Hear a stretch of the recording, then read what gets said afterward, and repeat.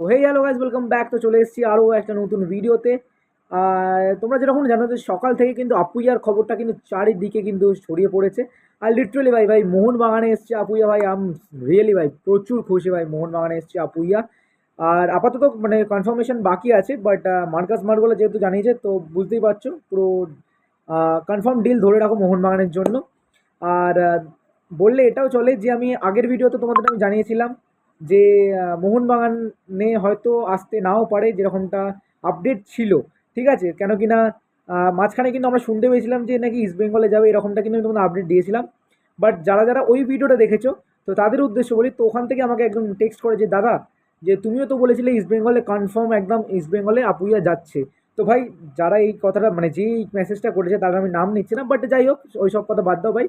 আহ, তাদের এই ভিডিওটা তোমরা জাস্ট দেখো, দেখে আমাকে জাস্ট বলো যে আমি কি বলেছি না বলেছি, তোমাদের মতামত তোমরা শেয়ার করো।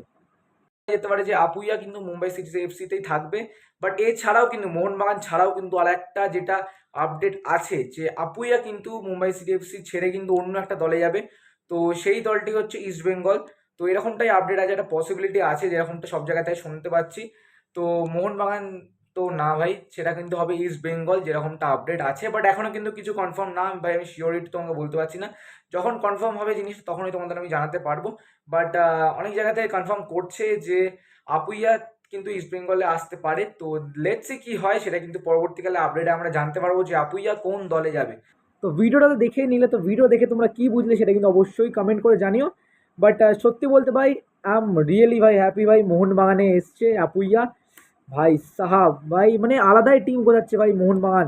আর আরও কিন্তু ট্রান্সফার আপডেট তোমাদের জন্য আসবে, মোহনবাগানও আছে, আর বাদ বাকি ইস্টবেঙ্গল, মোহনবাগান, মোহামেডান সবারই কিন্তু ট্রান্সফার আপডেট তোমরা কিন্তু এই চ্যানেলে পেয়ে যাবে।